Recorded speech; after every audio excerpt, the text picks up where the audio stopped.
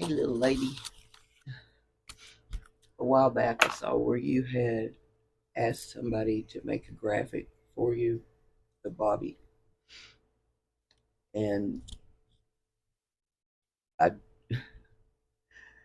I do so many things with Hope's pictures, and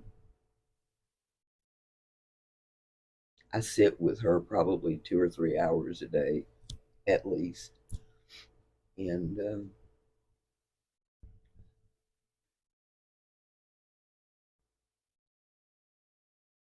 that's why I asked you what his favorite music was, um, because I'm better at making videos than some of the other stuff, but I just wanted you to know that I feel everything you're feeling because Bobby left 6 days before Hope did. And with her, I'd picked her up from prison. She, when she first started using and they ran out of pills, her and her boyfriend stole some stuff. And so she got probation. But they didn't do anything. They didn't make her go to treatment or anything. And I didn't know anything about it. I didn't know what the hell I was doing. And she kept failing her drug test. And instead of sending her to rehab, they sent her to prison. Well, this was the second time that she'd been there. And from the time that they violated her and put her in jail until I went and picked her up on June 16th, uh, she'd been in there a little bit over 6 months. So I call it the 32-day countdown because I picked her up on Friday, June 16th, and then she died on July 18th. Um, and I try my best not to do this, not to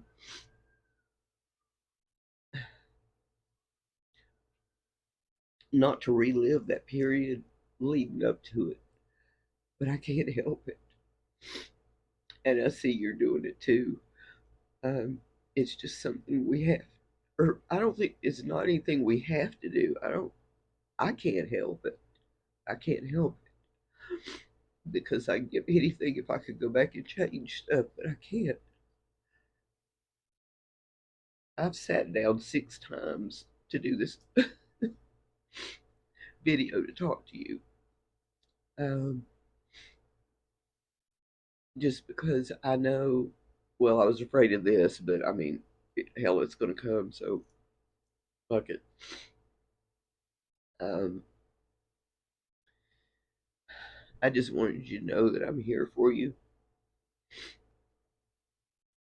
and I love you. I think you're a pretty cool chick,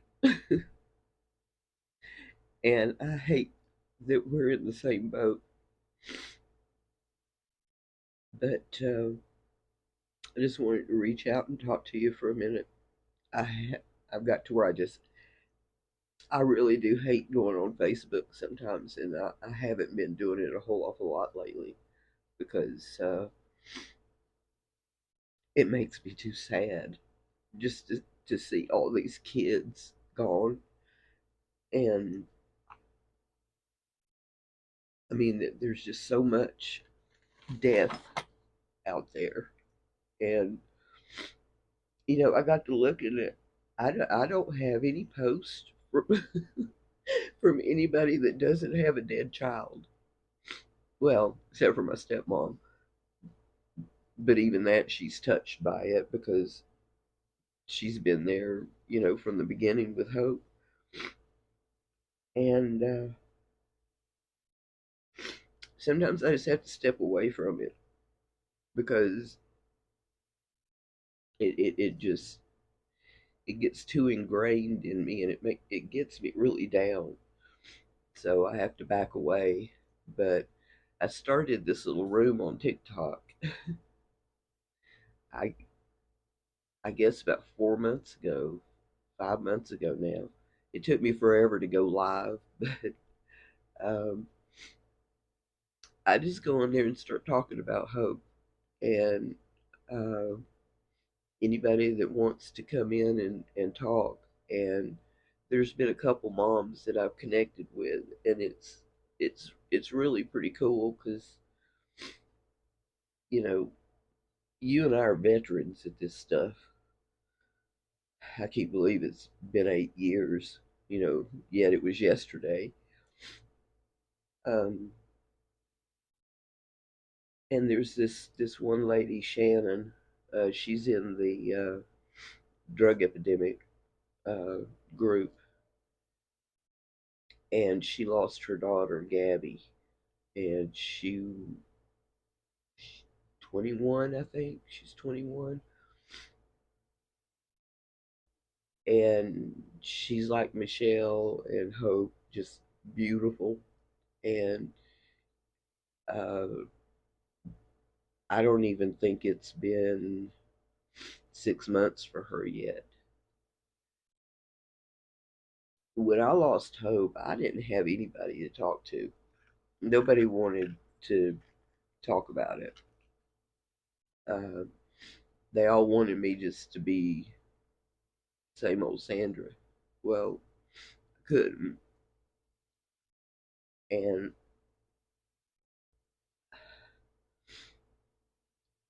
I don't want anybody to ever feel that alone like I did. I mean, my God, so alone. And Mary Beth, it had been 3 years, and I got on Facebook because I was never on social media much. I bet by the time Hope died, I probably had made 10 posts uh, over a 6 year period. I just, I don't know. I just didn't feel like I had time for it. And I didn't really. It wasn't my thing then, but I'm grateful for it now. But Shannon, she's so lost, and I know that feeling, and so I feel like if I could help just one person, or I mean, I'd love to help the multitudes, by sharing my experience and letting them know they're not crazy, that it's okay for them to feel the way that they feel. Because I was told it wasn't okay, that I needed to get my shit together, and she's gone, and you're going to have to accept it and just move on with it. Well, that didn't work out too well. And it really took me a long time to find my footing. And when I did get on social media, on Facebook, it was 2019. And I saw where Mary Beth had posted uh, if anybody wanted a card. And I read about Ryan because he died 2 years after Hope, so it had only been a year for her.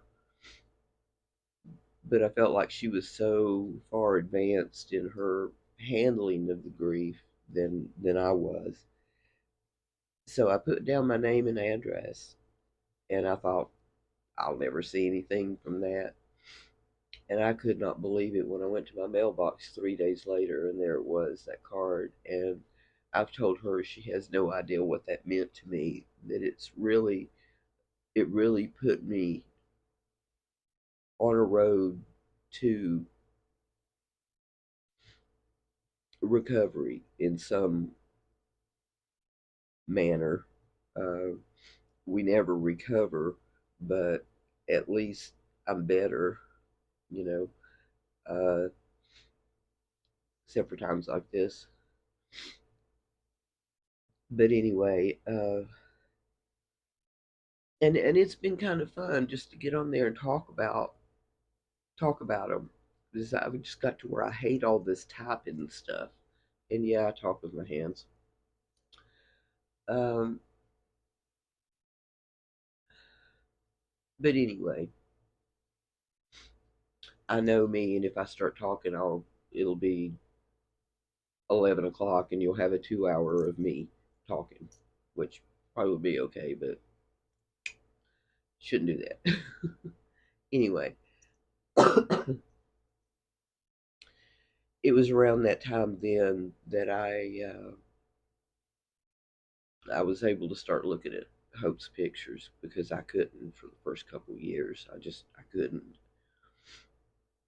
and I got this idea one day to try and make a little video, and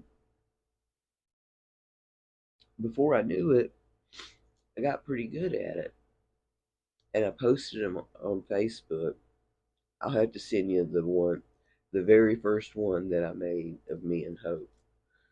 Um, but I've got a YouTube channel, and after I posted that one, and I had all these moms ask me to do one for their child, and I did, and I started doing that kind of thing, and it made me feel so good, that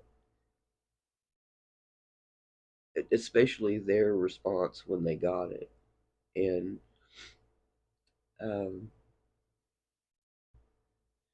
by the time that I finished each one of those videos, I knew that kid, girl or boy, you know, because I went frame by frame, and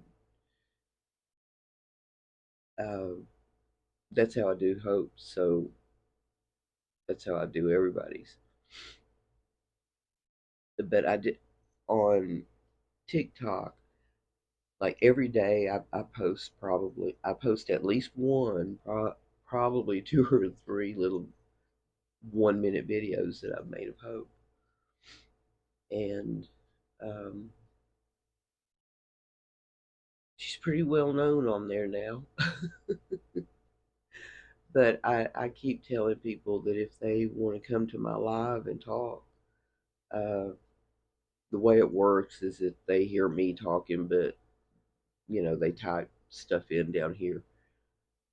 And well, I wanted to invite you to that too. Um, I can send you the link to it if you ever want to come on,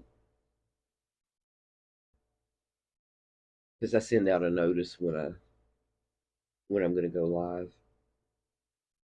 But I thought that what I would do is make one of those videos for you of Bobby. And do you know how hard it is to find a Britney Spears song to do a memorial video to? It's like Toxic. No, I don't think so. And all those other ones that she did. I love her music, but it wasn't quite jiving with what I had in mind. And then I found one. I'd never heard it before. Uh, but I couldn't believe it. But it was perfect. The name of it's Every Day. And I don't know if you've heard it. Uh, but so I went through your pictures and downloaded several of them to my phone. And I didn't notice it the first time when I went through and looked at it, but there's a couple pictures that are duplicated, and I didn't mean to do that. I used to have somebody that looked over them for me before I sent them out so that he would know, could pick out little things like that. But nonetheless, I think it's just He's so incredibly handsome. I mean, you two are twins. It's kind of like me and Hope, I guess. But uh, I just wanted to let you know that I feel what you're feeling, and it's every day. Uh, Sometimes I'm better than others, but I'm going to be so glad to get this freaking angelversary out of the way next month, because I think I've got a reprieve till from July until maybe November when Thanksgiving rolls around. I mean, my birthday's in October, but I I don't even think about it anymore. I can pretty much sail through it. So I have a couple months there when I don't have any anniversaries, like her birthday, or see, because March is her birthday, and then April is my mom's, and then April's my mom's angelversary, and then May's Mother's Day, and fucking bereaved Mother's Day. What the hell? I mean, it's not like it's bad enough that we have to go through it once and why twice. You know, I think they ought to wipe that off the face of the earth. They don't have a bereaved Father's Day.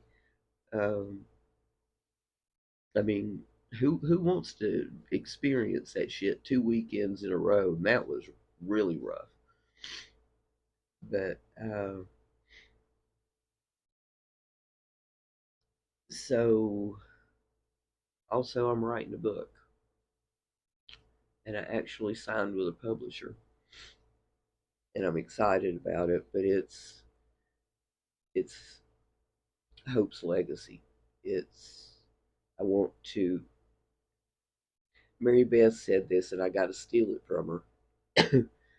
She said at one time it was her job to teach Ryan about the world, but now it was her job to teach the world about Ryan. And that's how I feel about Hope, because she is, not was, I can't do that was thing, so extraordinary. Um, when I sometimes I've often felt like she was all three triplets rolled into one. She she was just she had it all.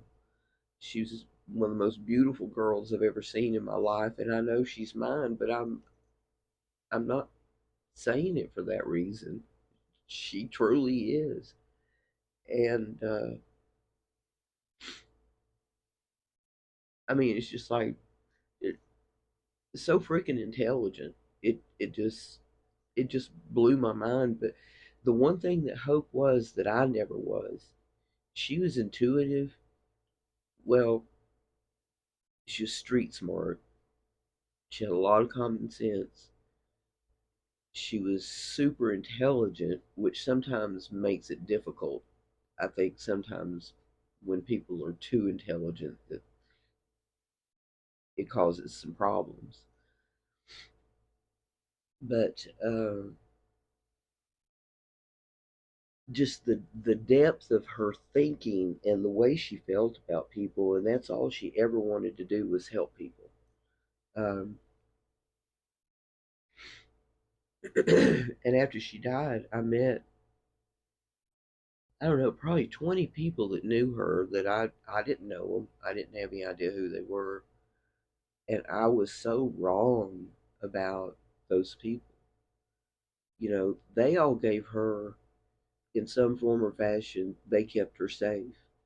Yeah, they used together, but she would go on these little tears where she'd stay gone for a week or two at a time. And it was these people that would let her sleep on their couch, or they'd give her a meal. They would make sure she wasn't on the street. And I didn't know that. All I could do was look at them like they were, bad people that were using drugs with my daughter. Like I said, I've never felt like I was a judgmental person, but it made me realize how judgmental I really was. I'm not anymore. Um, except to mean people. I don't like mean people. Uh, but anyway, I mean, she had so much to give to the world that I feel like I have to get her story out. I that she was so much more than her disease, and Hope had it bad. She had it real bad. Um, I I wouldn't even venture to guess how many times she overdosed, but there was always somebody there, and this time there wasn't. I mean, my stepson was there, but I don't know. I don't know what happened. I don't know if he said that she sat up at 2:30 in the morning, and he knew she was overdosing because her lips were blue. And he asked her if she was okay, and she said, "Yeah, I'm fine. I'm just tired. I want to go. I'm going to lay back down." And he let her, and she just laid right down and died. I said, "Seth, why didn't you take 2 steps out of the damn bedroom and just tell me Hope is in trouble?" He said, "Because she said she was all right." And, then his mother said, "Well, has it occurred to you that he was probably pretty messed up too?" Well, yeah. And it took me a long time to come to terms with that, actually, about 4 years before I could even really talk to him again, because I felt like he had the ability to save her and he didn't. Um, but, it's one common thread that I've seen. All of our children, they are all so good looking. They the traits are their appearance, their intelligence, and their sense of humor. You know, those three things are a common thread through all of the kids whose moms I interact with. And it's I think it's just such a shame that an entire generation is getting wiped out. When Hope died, she was 22, and it was like everybody was older than her. Other people, other kids that had passed away were older than her. And now the majority of them are younger. They're in their teens. And, well, Hope did overdose the first time when she was 16, but still, to me, that's different than what this fentanyl shit's doing. And uh, I just I feel like there's more room out than there is in. And I've always been a writer. I started writing, I guess, probably when I was about 11. Yeah, it was right after my grandpa died, and I was real sad. And it became a really good outlet. And I started doing that close to a year into it, uh,